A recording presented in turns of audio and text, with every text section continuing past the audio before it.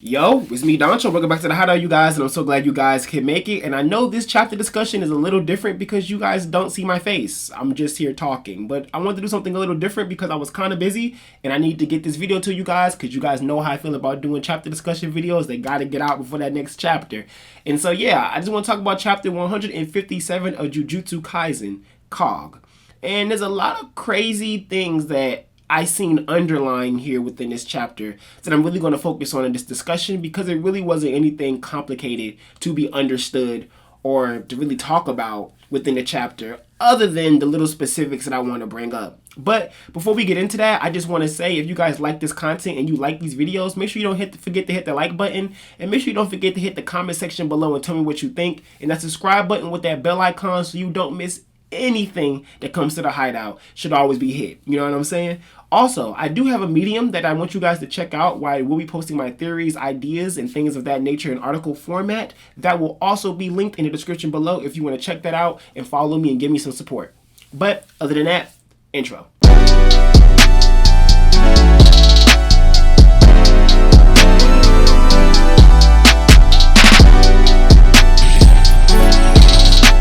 So this Jujutsu Kaisen chapter was a little special in the regards to where we see Megumi clearly handle Kirara, but still let go of her, and he bends down and starts asking for her to listen to him, and basically is his way of trying to be humble, even though he won the little fight or altercation between the two of them.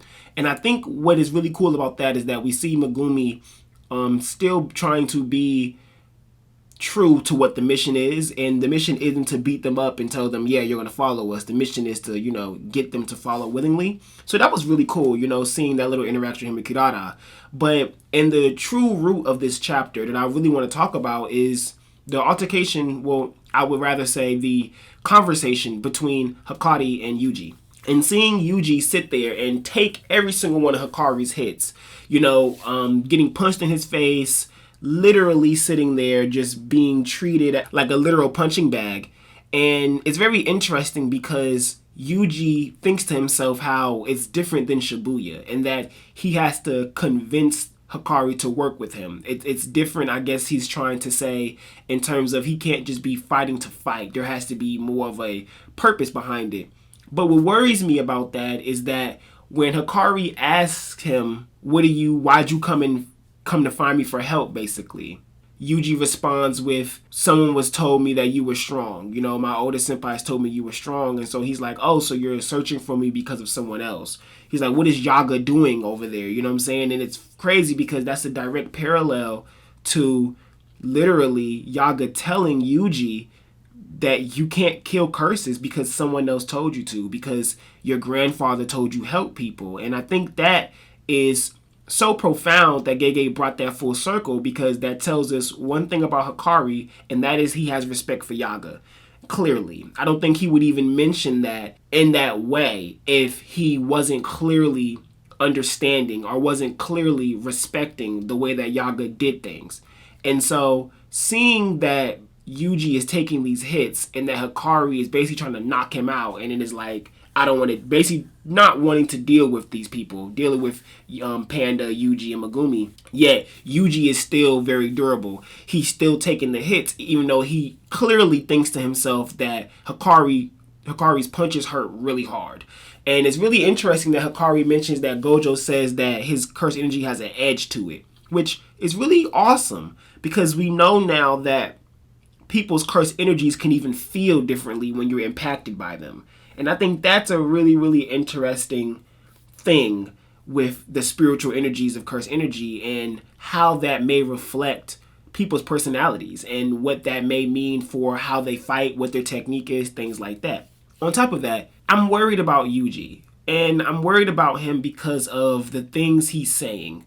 And him to say stuff like, I'm just a cog in the machine that exercises curses. It's such a belittling thing, because for him to say he's a cog for people to exercise curses, I think he specifically was saying he's a cog for the Jujutsu sorcerers, the higher ups, to be able to replace him. Not replace him, but to be able to use him, to be able to kill curses. And I don't really like that Yuji's thinking like this, because He's way more than that, especially with Sukuna's vessel. He's not a cog. He's the gear itself. He's everything turning.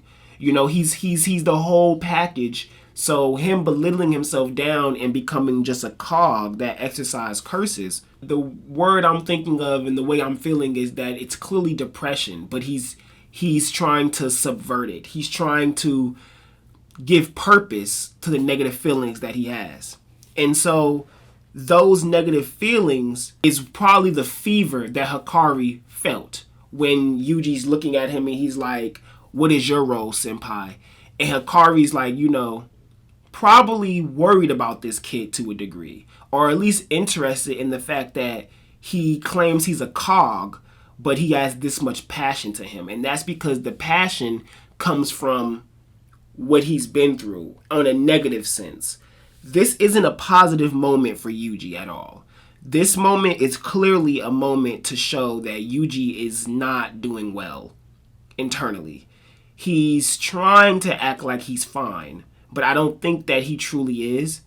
And it makes me hope and wonder if Megumi's going to say something to him about what he said. Because it's very obvious that the things that Yuji said here do not truly reflect who he was before him and Megumi split in the Shibuya incident. So I think that what needs to be taken out of this moment and taken out of what's being said by Yuji is that something's wrong with him and that he does not feel okay and that he's trying to rationalize and reason with his feelings this way. And that makes me very worried about him, like I've been saying. But it's really cool that we find out that Hakari, he was a passionate student that really, really liked helping the high schoolers and helping out in the high school. He just didn't like the higher ups, which makes me more confident in Hakari actually having respect for Gojo. It makes me confident in Hakari wanting to really genuinely be helpful and not just be some up in the air antagonistic ally. He genuinely seems to be here for the betterment of everyone, especially when we get that little last panel of him punching Yuji in the head and Yuji like ducking down. It was almost like a big brother, little brother moment. I honestly feel more of that type of relationship from Hakari and Yuji right now than I feel like him and Todo. I think him and Todo, it wasn't really a big brother, little brother. It was more like a best friend thing.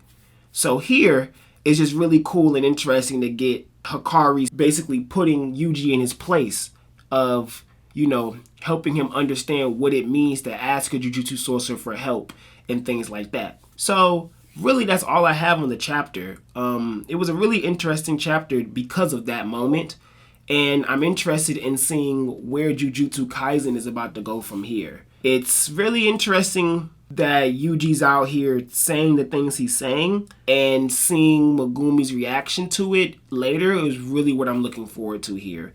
But I'm also wondering what is going to happen to make Yuji realize this isn't the thought process that he needs to be able to continue on. It is nice to see the Mahito conversation come back full circle. But like I said, we're going to have to see what happens on later, because I'm hoping my guy doesn't turn out really, really, really badly. I hope he's okay here. Like I always say, this is me, Dancho. Thank you for coming back to the Hideout, you guys. This video wasn't like our usual, but I hope you guys still enjoyed. If you like this video, hit that like button. Hit the comment section for anything you want to tell me and things of that nature. And don't forget the subscribe button with that bell icon so you don't miss any more content coming from the Hideout. And make sure you check out my Medium articles. That link will be in the description below. Thank you so much, you guys.